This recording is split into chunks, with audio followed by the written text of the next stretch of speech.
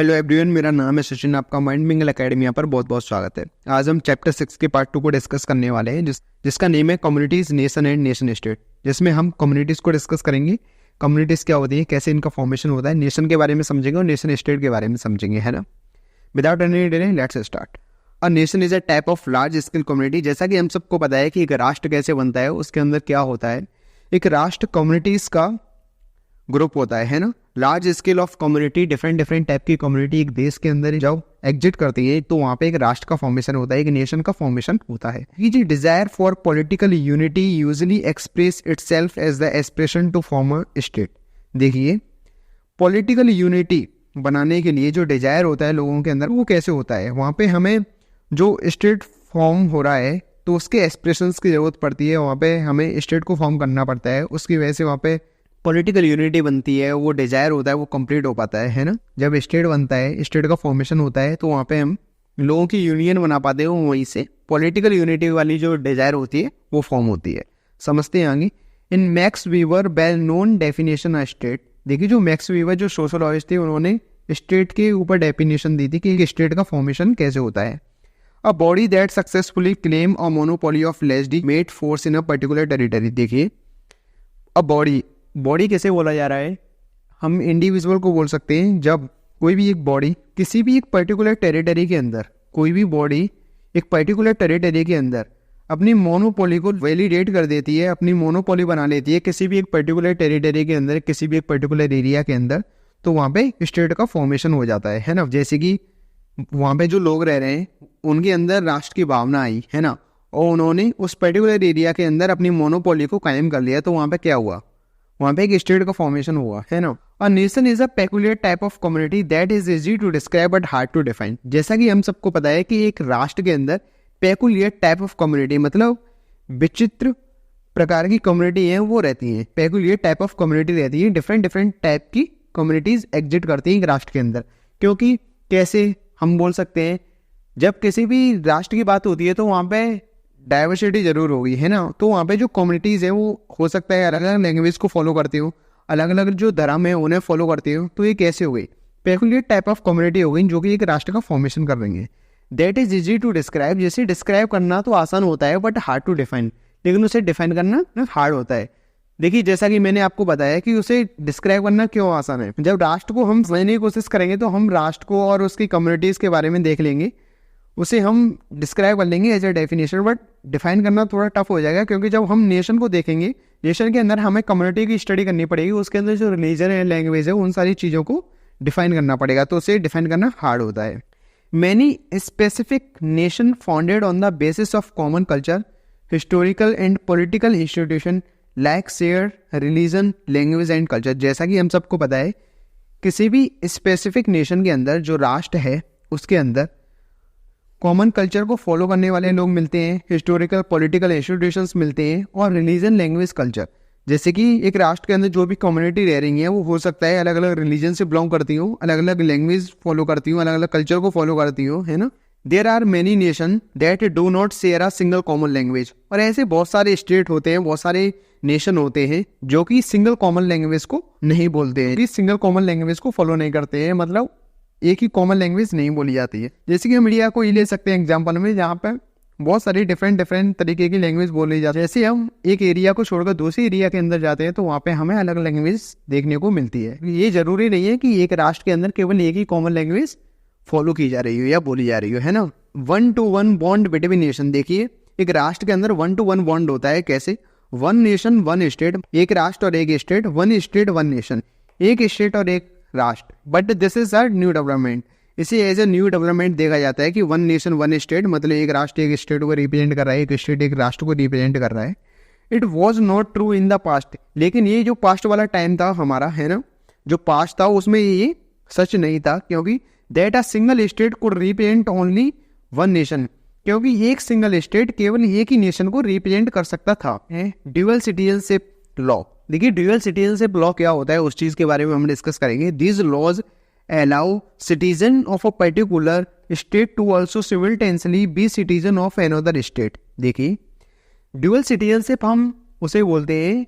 Citizenship क्या होती है, नागरिकता। जिस देश के अंदर आप रह रहे हो उसकी नागरिकता आपके पास है ना। जैसे कि मैं भारत के अंदर रह रहा हूँ, आप भारत के अंदर रह रहे हैं, तो आप भारत के नागरिक हैं। ड्यूअल सिटीजनशिप का मतलब होता है कि कोई भी एक इंडिविजुअल किसी एक देश के अंदर रह रहा है तो उसकी भी उसके पास नागरिकता है, तो दूसरे देश में वो रहता हो तो वहाँ की उसके पास सिटीजनशिप हो, तो ऐसे बोलते हैं हम ड्यूअल सिटीजनशिप। मतलब दो देश की सिटीजनशिप केवल एक ही सिटीजन के पास होती है, तो वो होती है ड्यूअल सिटीजनशिप।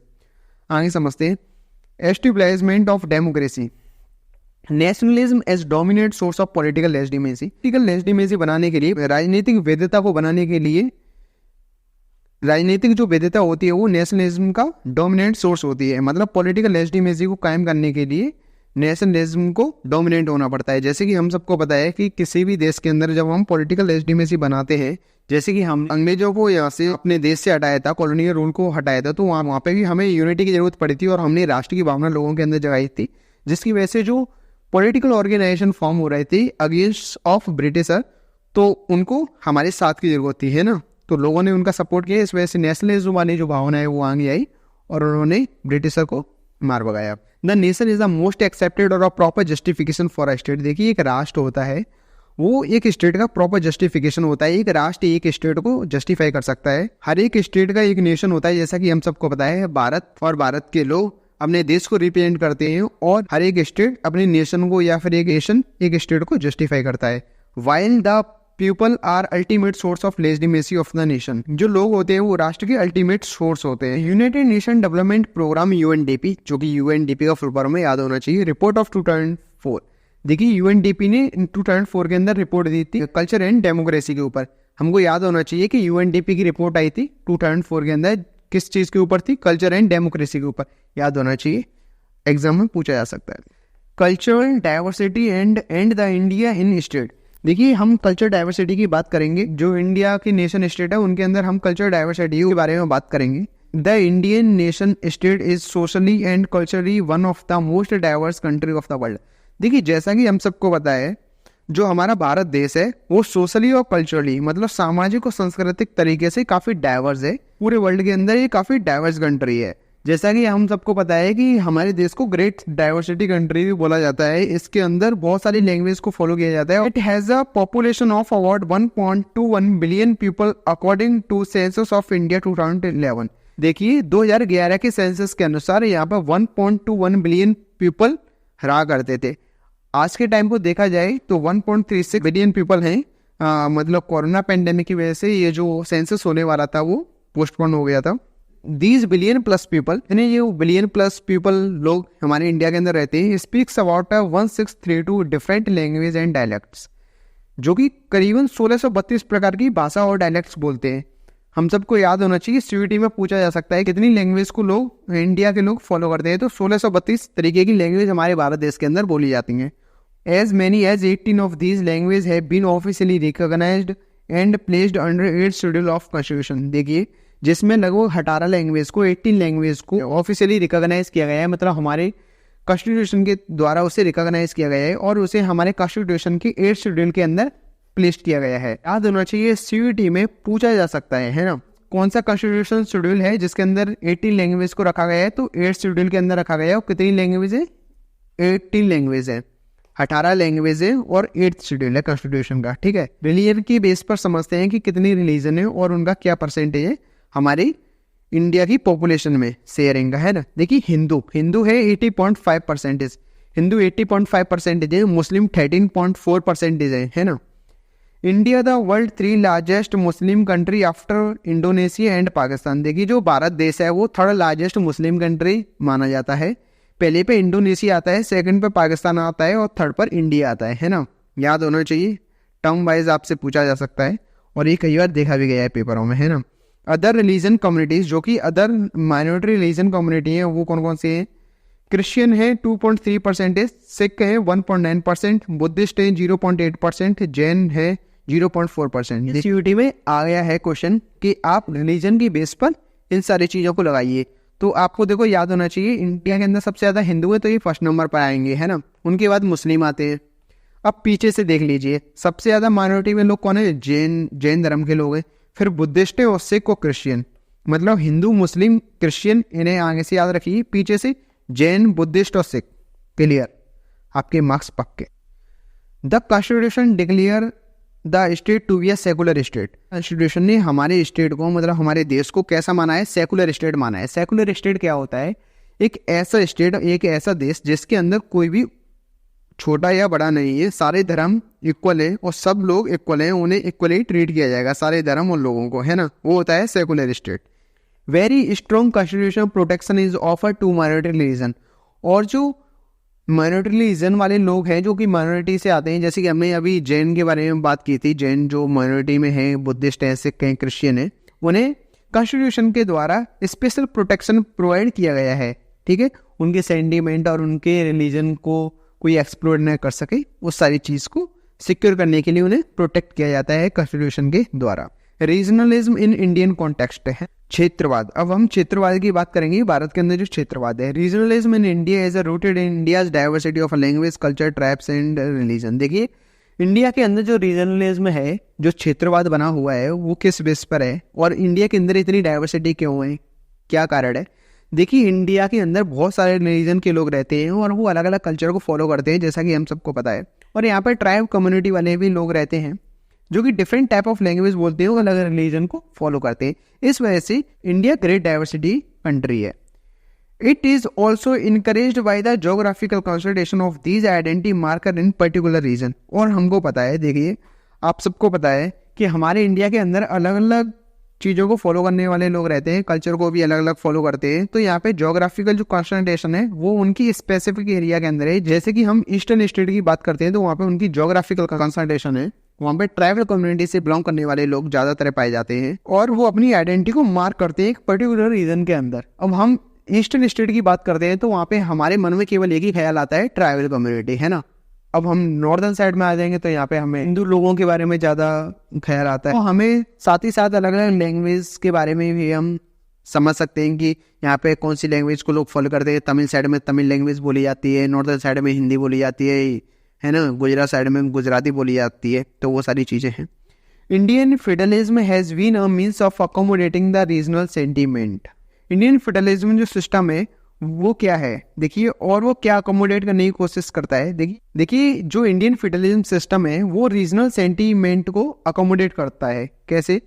कि जो क्षेत्रीय भावनाएं हैं वो उन्हें सोशिएबल बनाने की कोशिश करता है। हम जैसा कि जानते हैं कि इतनी बड़ी ग्रेट डाइवर्सिटी वाले देश में जब तक हम रीजनल सेंटीमेंट को अकोमोडेट नहीं करेंगे, सोशिएबल नहीं बनाएंगे, तो जो फेडरलिज्म सिस्टम है इंडिया का, हम उसे प्रैक्टिस नहीं कर सकते या फिर हम इतने अच्छे तरीके से अपने देश को चला नहीं सकते।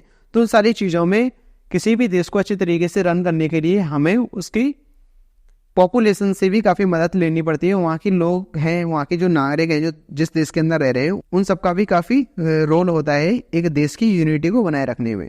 These were large multi-ethnic and multilingual provincial state constituting the major administrative unit of a semi-federal state called Union of India। देखिए, जैसा कि हम सबको पता है कि हमारे देश के अंदर large multi ethnic multilanguage provincial state है, मतलब अलग अलग भाषा बोलने वाले, अलग अलग कल्चर को फॉलो करने वाले लोग रहते हैं और वो अपने अपने एरिया के अंदर मेजोरिटी में हैं। तो इन सारी चीज़ों को, अलग अलग लोगों को एडमिनिस्ट्रेट करने के लिए, उनके सिस्टम को एक अच्छे तरीके से चलाने के लिए हमें कैसे सिस्टम की ज़रूरत पड़ती है? हमें सेमी फेडरल सिस्टम की ज़रूरत पड़ती है, जो कि हमारे देश के अंदर है, जिसे हम यूनियन ऑफ इंडिया भी बोलते हैं। सेमी फेडरल सिस्टम की जरूरत पड़ती है। सेमी फेडरल सिस्टम क्या होता है? जैसे कि सेमी फेडरल सिस्टम का मतलब होता है कि गवर्नमेंट को डिफरेंट लेवल पर डिवाइड कर देना। एक कंट्री है, उसके अंदर स्टेट्स बना दिए गए हैं बहुत सारे, जो कि स्टेट गवर्नमेंट के द्वारा रन किए जाते हैं। वो एक पूरा देश सेंट्रल गवर्नमेंट के द्वारा रन किया जाता है। सबसे ऊपर की सेंट्रल गवर्नमेंट है, उसके अंदर स्टेट गवर्नमेंट है, फिर हम डिस्ट्रिक्ट आते हैं तो डिस्ट्रिक्ट गवर्नमेंट बनाई गई है। फिर आपके टाउन एरिया में आप गाँव की बात करते हैं तो वहाँ पे विलेज पंचायत, सरपंच वगैरह होते हैं, जो कि 42nd 44th अमेंडमेंट में उसे डिस्कस किया गया है, वो सारी चीज़ें पंचायत राज के बारे में। तो वही सब है कि एक बड़ी इतनी डाइवर्स फॉर्म वाली कंट्री को चलाने के लिए हमें सेमी फेडरल जैसे सिस्टम की जरूरत पड़ती है, जिससे हम अपनी कंट्री को अच्छी तरीके से रन कर सकें। Language coupled with regional and tribal identity and not religion has therefore provided the most powerful instrument for the formation of ethno-national identity in India। देखिए मैं आपको समझाने की कोशिश करता हूँ एक इजी सी भाषा में। जैसे कि हम ट्राइबल कम्युनिटी के बारे में बात करते हैं तो हम ईस्टर्न साइड जो जोग्राफिकल कंसंट्रेशन वाला एरिया है ट्राइबल कम्युनिटी का, उस चीज़ को देखते हैं कि ट्राइबल कम्युनिटीज़ को क्या बोला जाता है। उनका कोई एक स्पेसिफिक रिलीजन नहीं है, वो किसी भी रिलीजन को फॉलो नहीं करते हैं ना, वो किसी भी एक मूर्ति पूजा को फॉलो नहीं करते, उनकी कोई आइडल नहीं है ना, वो किसी भी भगवान को फॉलो नहीं करते हैं।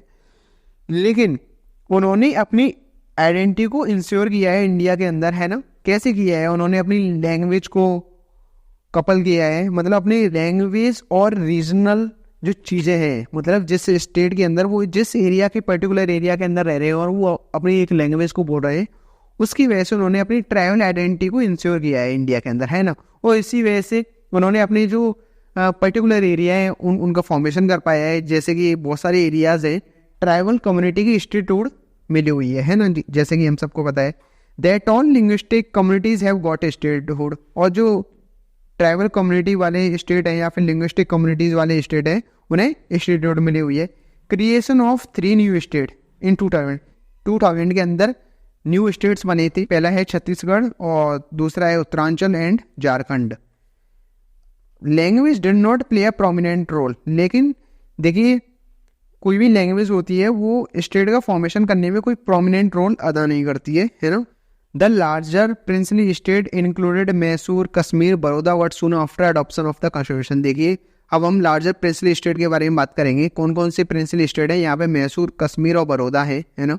But soon after adoption of the constitution, ये कॉन्स्टिट्यूशन से पहले थे जब हमने कॉन्स्टिट्यूशन को अडॉप्ट नहीं कर पाया था, लेकिन जैसे हमने कॉन्स्टिट्यूशन को अडॉप्ट किया था उसी टाइम पर हमने इन्हें इन द इंडिया जो हमारा भारत देश है उसके अंदर हमने इन्हें मर्ज किया था। बहुत सारे प्रिंसली स्टेट थे, वो सारे भारत के अंदर मर्ज हो गए थे।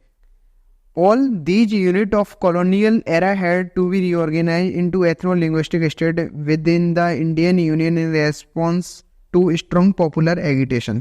Colonial era वाले टाइम पर ethno-linguistic state बहुत सारे थे, है ना। इंडियन यूनियन और या फिर इंडियन यूनिटी को बनाने के लिए हमें स्ट्रॉन्ग पॉपुलर एगिटेशन करना पड़ा था, बहुत सारे मूवमेंट करने पड़े थे, जिससे हम इंडिया की यूनिटी को दोबारा से बना सकें, उसे एकजुट कर सकें, जिससे एक अच्छी और स्ट्रॉन्ग कंट्री का फॉर्मेशन हो सके। Currently there are 28 state federal unit. जैसे कि अभी हमको पता है कि हमारे इंडिया के अंदर 28 स्टेट हैं जिन्हें वो फेडरल यूनिट भी बोलते हैं, जिनके अंदर स्टेट गवर्नमेंट रन करती है। 8 यूनियन टेरिटरी और 8 यूनियन टेरिटरी हैं जिन्हें सेंट्रल गवर्नमेंट एडमिनिस्टर करती है with in the Indian nation state, जो भारत देश के अंदर है ना। रेस्पेक्टिंग रीजनल सेंटीमेंट, जो कि हमारे रीजनल सेंटीमेंट है उन्हें रेस्पेक्ट करते हैं। In India this is done by constitution provision defining the power of the state and centre. हमारे कॉन्स्टिट्यूशन प्रोविजन के अंदर स्टेट की क्या पावर है, स्टेट गवर्नमेंट की, सेंटर की क्या पावर है, सेंट्रल गवर्नमेंट की पावर क्या है, स्टेट गवर्नमेंट की पावर क्या है, उसे कॉन्स्टिट्यूशन प्रोविजन के द्वारा डिफाइन किया है कि किसकी कितनी पावर है। There are list of subject और एरियाज ऑफ गवर्नेंस, किसको कौन से एरियाज गवर्न करने हैं उनके सब्जेक्ट्स बनाए गए हैं और उन्हें मेंशन किया गया है। समझते हैं आगे। एक्सक्लूसिव रेस्पॉन्सिबिलिटी आइदर स्टेट और centre along with a concurrent list. देखिए स्टेट और सेंटर गवर्नमेंट की अलग अलग लिस्ट बनाई गई है ना, और कॉन्करेंट लिस्ट बनाई गई है। जैसे कि सेंट्रल लिस्ट की बात करते हैं तो इसके अंदर लॉज, रूल, मिलिट्री, फाइनेंस, मतलब मिलिट्री ऑफ फाइनेंस जो रूल और लॉ बनते हैं उसके ऊपर, उसके डिसीजन कौन लेता है? सेंट्रल गवर्नमेंट लेती है। स्टेट लिस्ट मतलब जो स्टेट पुलिस है वो स्टेट लिस्ट के अंदर आती है। कॉन्करेंट लिस्ट कौन सी होती है? मतलब जिसके अंदर सेंट्रल गवर्नमेंट और स्टेट गवर्नमेंट दोनों ही एक्शन ले सकते हैं। जैसे कि एजुकेशन पॉलिसी के अंदर सेंटर और स्टेट गवर्नमेंट दोनों इंटरफेयर कर सकते हैं। Residuary list both are not under constitution provision, जो कि कॉन्स्टिट्यूशन प्रोविजन के अंदर मेंशन नहीं है ना।